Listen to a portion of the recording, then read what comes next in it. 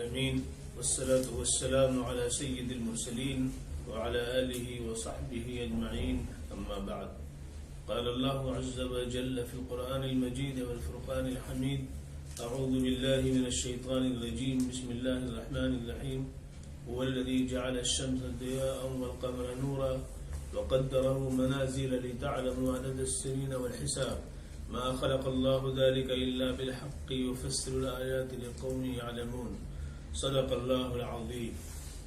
وجاء في الحديث الصحيح عن رسول الله صلى الله عليه وسلم أنه قال الكيس من دان نفسه وعمل لما بعد الموت والعاجز من أتبع نفسه هواها وتمنى على الله أو كما قال عليه الصلاة والسلام.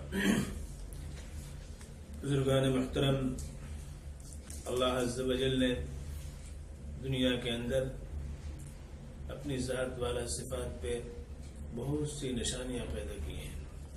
ان نشانیوں میں دو اہم نشانیاں ہیں جو ہماری زندگی کے ساتھ اور کائنات کے ساتھ مربوط ہیں. پہلی نشانی آفتاب ہے اور دوسری نشانی چاند ہے.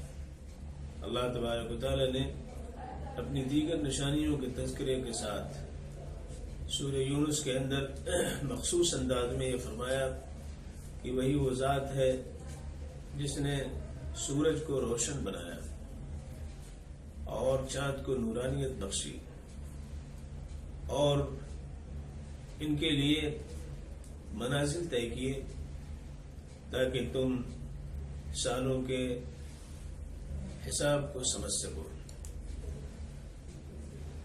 اللہ تبارک و تعالیٰ نے جو کچھ پیدا کیا ہے وہ بے فائدہ نہیں ہے، بلکہ اس کے فوائد ہیں، اس کے مصالح ہیں، اس کی نافعیت، اس کی صالحیت ہے جو اہل علم ہی سمجھ سکتے ہیں. لہذا ان آیتوں سے استفادہ کرنا، ان نشانیوں سے اس کو سمجھنا، اس کی طرف قرآن پاک دعوت دے رہا ہے. اور ظاہر ہے بغیر علم کے یہ مقام حاصل نہیں ہو سکتا ہے. تو دن اور رات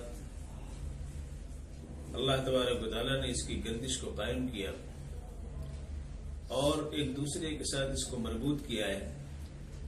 لیکن اس کے ساتھ ساتھ یہ بھی فرمایا کہ رات نہ دن پہ غالب آ سکتی ہے اور نہ دن رات کو جو ہے رات کا ازالہ کر سکتا ہے. دن اپنے وقت میں اس کا آفتاب طلوع ہوتا ہے اور رات اپنے وقت میں چھا کر کے ہر چیز کو پرسکون کر دیتی ہے. رات و دن کی گردش سے سال کا وجود ہوتا ہے. جس طرح دن اور رات کا وجود ہے، ہفتے کا وجود ہے، مہینے کا وجود ہے، اس طرح سال میں آفتاب کی گردش مکمل ہوتی ہے تو اس سے سال کا وجود ہوتا ہے جو 12 مہینے پر مشتمل ہے. اللہ تبارک و تعالیٰ نے ازل سے سالوں کی تفصیل جو بیان فرمائی ہے قرآن پاک کے اندر ارشاد ہے ان عدت الشہور عند اللہ 12 شہرا فی کتاب اللہ یوم خلق السماوات والارض. مہینوں کی تعداد اللہ کے نزدیک 12 ہے. اللہ عز و جل نے جس دن اس کائنات کو پیدا کیا اسی دن اس کی تعین بھی فرما دی. ان میں 4 مہینے حرمت کے مہینے ہیں. اللہ نے اس کی کرامت اور اس کی حرمت کو قائم کیا ہے. وہ 4 مہینے ذی قعدہ، ذی الحجہ، محرم اور رجب کے مہینے ہیں. یوں تو حساب کی تفصیلات معلوم کرنے کے لیے شمسی اور قمری 2 کیلنڈر عام طور پہ دنیا کے اندر رائج ہیں. اس کے علاوہ اور بھی کیلنڈر ہیں، چینی کیلنڈر بھی ہے اور ہندوؤں کے ہاں بھی وکرمی کیلنڈر ہے. لیکن مشہور و معروف 2 کیلنڈر ہیں. شمسی کیلنڈر کا استعمال آفتابی حساب سے کیا جاتا ہے اور قمری کا جو ہے سورج یہ ہلال اور چاند کے نکلنے سے کیا جاتا ہے۔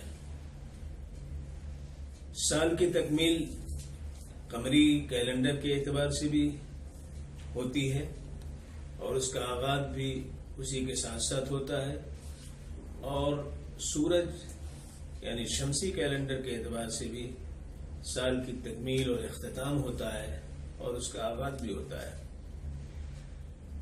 ہمارے یہاں آج کل یہ دستور ہے، بلکہ پوری دنیا میں نئے سال کے جشن منانے کے تعلق سے بڑا جوش و خروش پایا جاتا ہے۔ ایک دفعہ میرا سفر تھا، میں جدہ جا رہا تھا، رات میں فلائٹ تھی، دلی سے پرواز کرنا تھا۔ فلائٹ جب رن وے پہ پہنچی تو اتنا زبردست کوہرا تھا کہ فلائٹ گھنٹوں رن وے پہ رکی رہی، آگے نہیں بڑھ سکی، یہاں تک کہ رات کے 12 بج گئے۔ 12 بجتے ہی پوری فلائٹ کے اندر ایک شور مچا، کوئی گانا گا رہا تھا، کوئی رقص کر رہا تھا، کوئی تالی بجا رہا تھا، یعنی ایک جشن کا ماحول جیسے شروع ہوا۔ مجھے یہ پہلا تجربہ تھا۔ میں نے پوچھا یہ کیا ہو گیا؟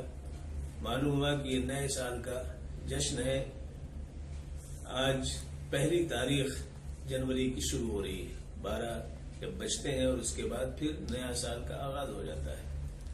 اور پھر یہی نہیں کہ رقص و سرود کی محفلیں ہی سجائی جائیں، بلکہ اس میں وہ تمام چیزیں ہوتی ہیں جو شریعت اسلامیہ کے اعتبار سے